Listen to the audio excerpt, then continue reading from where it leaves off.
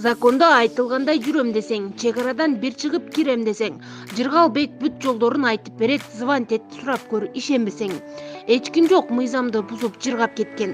Наоборот, проблема ырбап кеткен. Кыйналбай туура эле жүрөм десең, түз эле сурап көр Жыргалбектен. Без пересетка, без посредниксиз күн сайын жолго чыгабыз. Ишеничтүү айдоочулар жана таза тыккан унаалар кызматыңыздарда. Чалыңыз 24 саат 7 күн. Орусияда 100дөн ашуун Өзбекстандын паспортун тартып алып, акысыз иштөөгө мажбурлашкан. Бул тууралуу Ички иштер министрлигинин алдындагы Дүйнө маалымат агенттиги жазды. Маалыматка караганда, Өзбекстандын Екатеринбургдагы башкы консулдугу чет жактагы эмгек миграциясы агенттиги менен биргеликте Урал федералдык аймагында күчтөп иштетилген жарандардын мекенине кайтуусуна көмөктөшкөн. Өзбекстандын бир нече жараны Екатеринбургдагы консулдукка кайрылып, Сверлов облусундагы канаттуулар фабрикасынын жетекчилигине каршы арызданышкан. Алар документтерин тарттырып жиберишкенин, эмгеги үчүн арзыбаган тыйын алышаарын айтышкан. Өзбек жарандары канаттуулар фабрикасына мыйзамсыз алып келингени аныкталган. Ишкананын жетекчилиги менен болгон сүйлөшүүлөрдөн кийин 53 өзбекстандыктын паспорту кайтарылган. Калган жарандар Орусиянын башка аймактарында мыйзамдуу жол менен иштөө үчүн калышты. Булак Азаттык. Ош 3 аскер жол кырсыгына кабылып, бирөө мерт кетти. Ош облусунда 3 аскер кызматкери жол кырсыгына кабылып, бирөө каза болду. Маалыматты коргоо министрлигинин маалымат кызматы тастыктады. Кырсык бүгүн түндө саат 12:40 чамасында Кара Суу районунун 30 Адыр айылында болгон.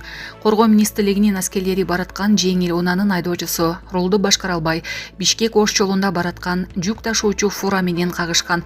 Анын кесепетинен бирөө мерт кетип, 2 аскер азыркы тапта Ош облустук ооруканасында жандандыруу бөлүмүндө оор абалда жатат. Тиешелүү медициналык жардам көрсөтүлүп жатканы белгилүү болду. Аталган жоокерлер Баткен облусундагы аскер бөлүктөрүнүн биринде келишимдик негизде кызмат өтөп келишкен. Окуя болгон күнү аскерлердин бири Ош шаарына сүйлөшкөн кызы менен жолугуу үчүн кызматташтары менен чогуу келген. Мекеменин маалымат кызматы алар командирден уруксат сурабаганын белгиледи. Каза болгон аскер кызматкери бүгүн Кара Суу районунун Кызыл Суу айылында жерге берилди. Булак медиа. Кыргызстандын Ички иштер министрлигинин жол коопсуздугун камсыздоо башкы башкармалыгы ата-энелерди коңшу Казакстанда өспүрүмдөр арасында кооптуу оюн жайылып жатканы тууралуу эскертти. Мекеменин басма сөз кызматы 7 ноябрда билдиргендей, Казакстандын Костанай облусунда окуучу бала жолдо бараткан машинанын астынан чуркап чыккан окуя катталды. Буга баланы ушундай кооптуу кадамга түрткөн оюн себеп болушу ыктымал экендиги белгиленди. Ылдамдыкта келаткан машинанын алдынан кокусунан чуркап чыгып, жолду өтүүгө азгырган мындай оюндун кооптуулугу тууралуу балага маалымат берип, түшүндүрүү, анын чөнтөк телефонунда кандайдыр бир күмөн оюндардын бар же жогун текшерүү, ал эми айдоочулар этият болушу керек экени айтылды. Мындай оюн 2017 жылы да жайылган. Кыргызстанда андай фактылар катталган эмес. Булак Азаттык. Акылбек Жапаров Германиянын Гамбург шаарына жумушчу сапары менен барды. Министрлер кабинетинин турагасы Акылбек Жапаров Германиянын Гамбург шаарына жумушчу сапары менен барды. Бул тууралуу бүгүн 7 ноябрда өкмөттүн маалымат кызматынан билдиришти. Маалымдалгандай, жумушчу сапарынын алкагында Акылбек Жапаров Кыргыз-Герман ишкерлер кеңешинин 2 жыйынына жана Гамбург шаарындагы Кыргызстандын экономика күнү бизнес форумуна катышат. Ошондой эле Гамбург шаарынын сенатынын президенти, биринчи мэри Петер Ченчер менен жолугушат. Мындан сырткары бизнес форумга Кыргызстан менен Германиянын ишкер чөйрөлөрүнүн өкүлдөрү катышат. Иш-чаранын жыйынтыгы боюнча келишимдерге кол коюлат. Маалымат үчүн Кыргыз-Герман ишкерлер кеңеши 2022 жылдын март айында түзүлгөн.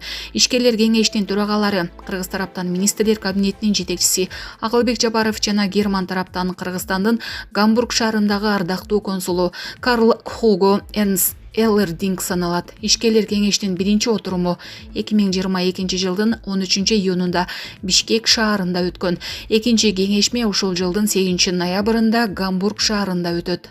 Булак Супер Кежи.